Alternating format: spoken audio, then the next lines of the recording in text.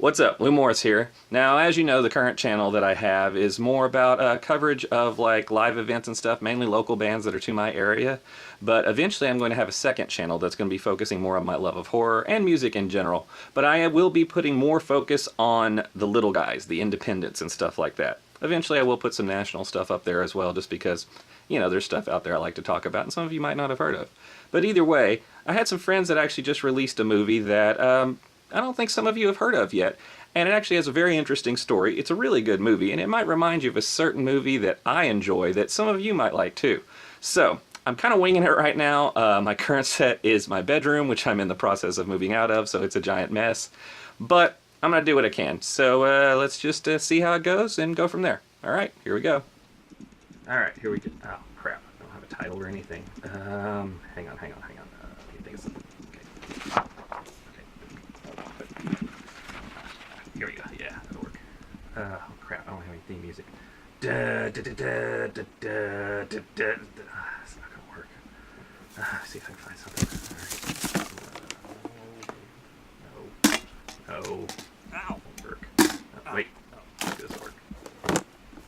Here we go.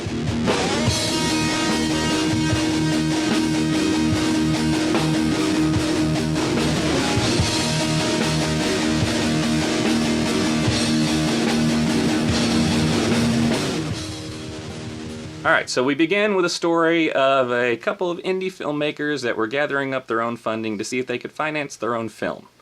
Now, they finally got it done after several years, and they were basically trying to see if they could market it around and everything, and met with a lot of resistance. It was considered offensive by many. It was considered, you know, kind of a video nasty in certain places, if you're familiar with that term, and was banned in a lot of places. And if you think that sounds familiar, it's because that is the story of Evil Dead.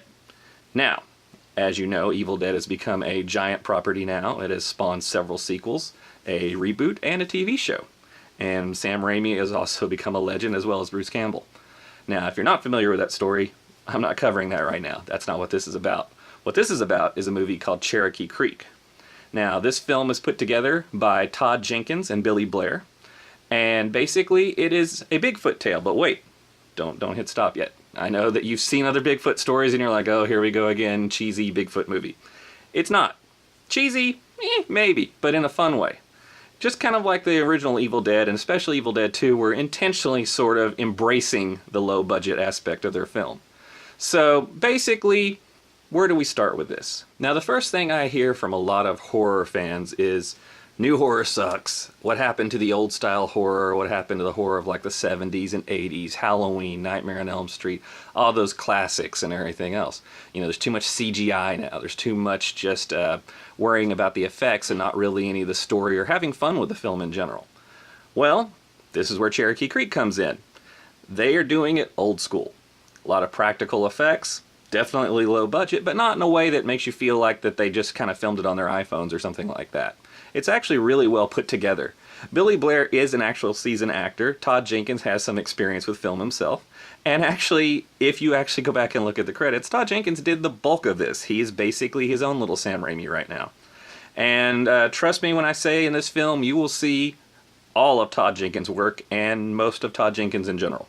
But either way, going back, it has a lot of the original sort of stuff that you expect in an 80s film. It's got the horror rules. It's got, you know, I'm not going to go into the rules because this is a spoiler-free review, so I'm not going to really go into the storyline. You're going to have to go watch it for yourself. But it does have some of the rules that are well established on there.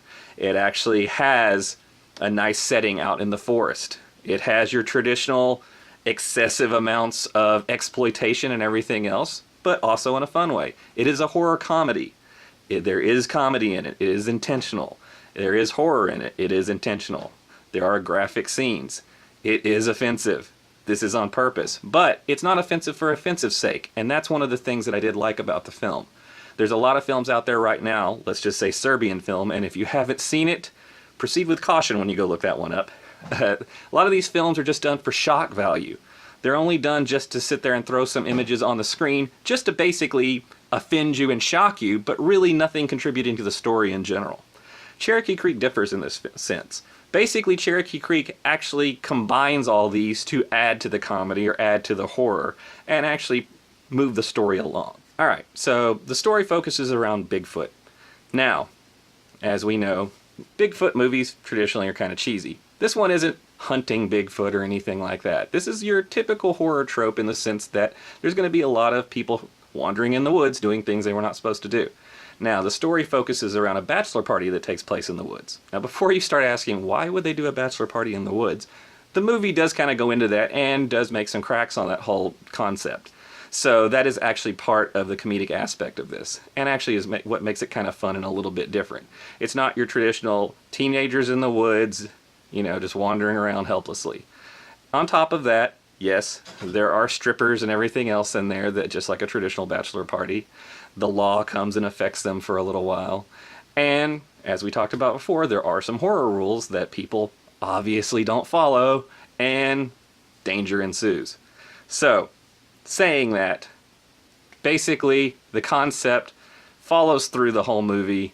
Certain things happen to the characters. Once again, this is spoiler free, so I'm not going to go into it all. So this spot is actually the first spot that they ever saw Bigfoot in North America back in like the 1800s, I think. Now, you've heard me talk a lot about this, and you're like, okay, well, what does this got to do with Evil Dead besides two guys went and made a film in the woods? Well, a lot, actually. See, when Evil Dead came out, they actually got a lot of resistance whenever they were released, too. They were having a hard time getting people to actually watch it and getting it put in places because, once again, it was considered too offensive.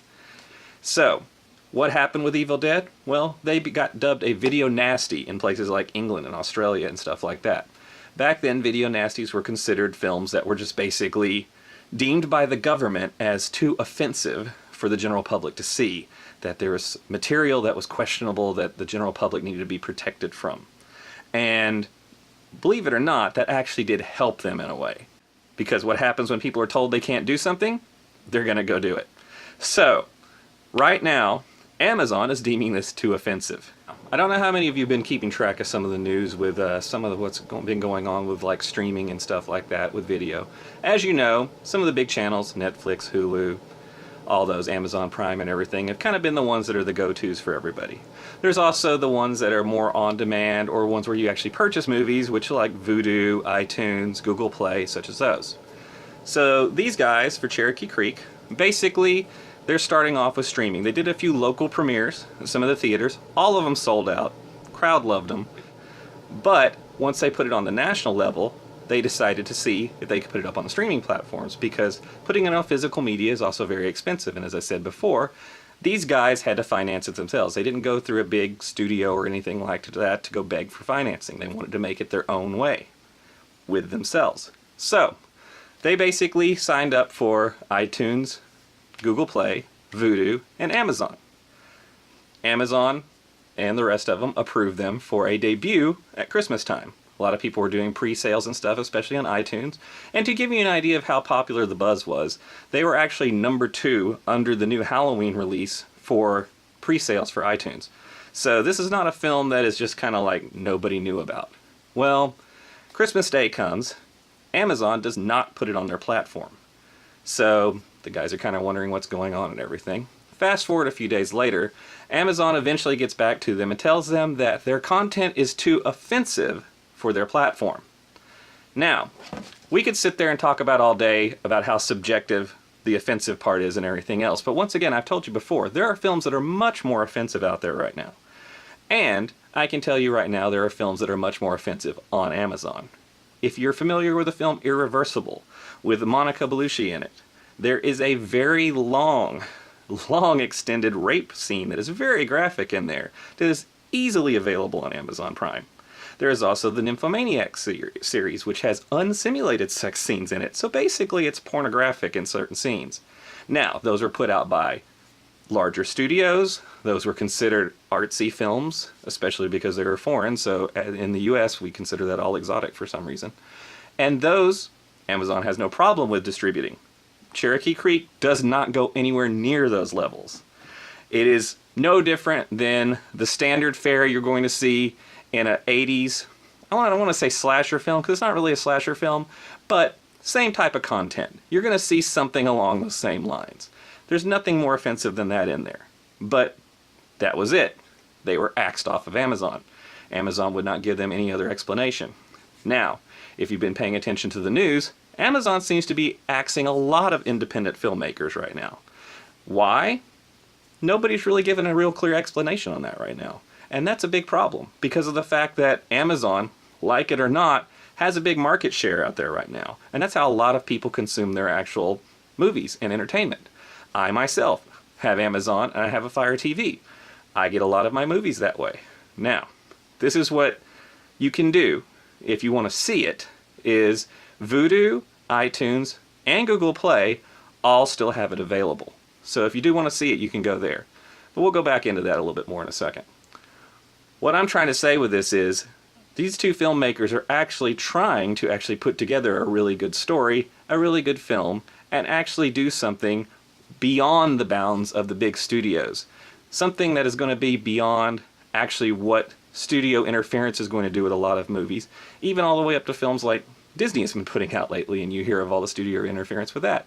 That is what's going wrong with a lot of movies these days. Even the directors themselves can't put out their own vision because of the fact that you've got the people signing the checks wanting something different.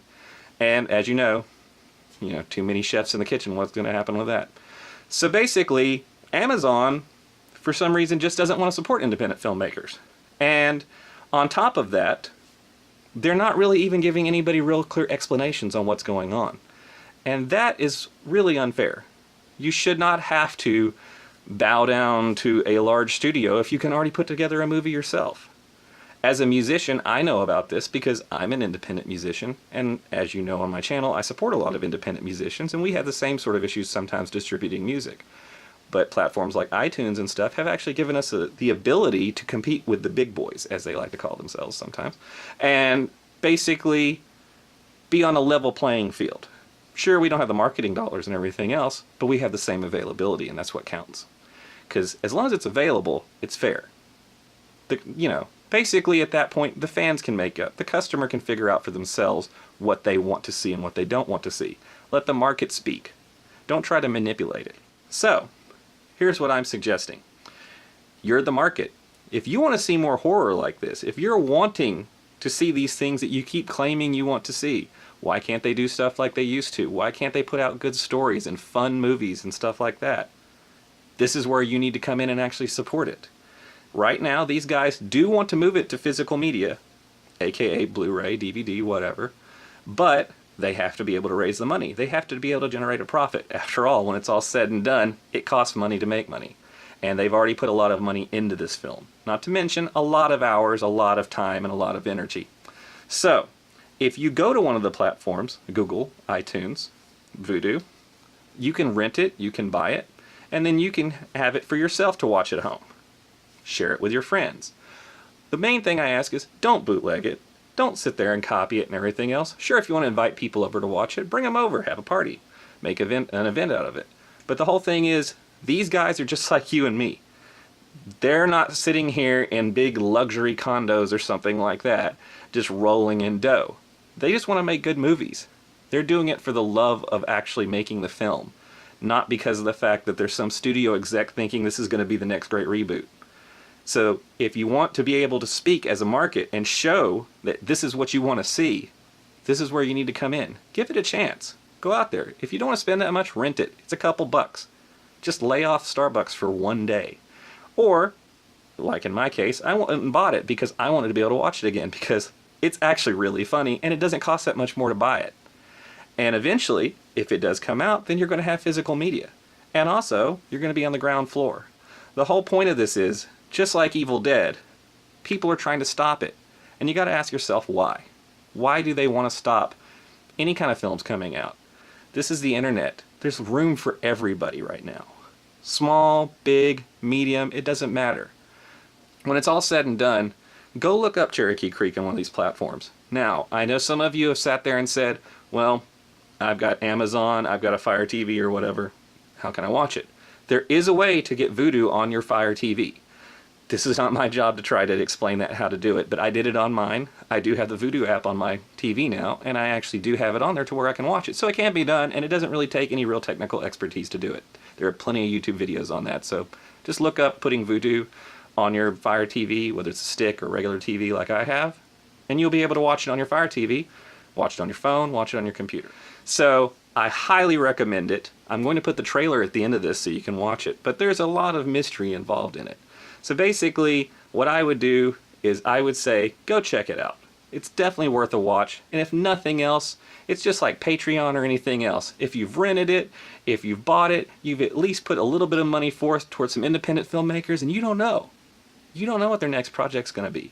And even if it doesn't affect these guys directly, you don't know if that's going to be enough for these people to see, hey, independent films are actually starting to get better.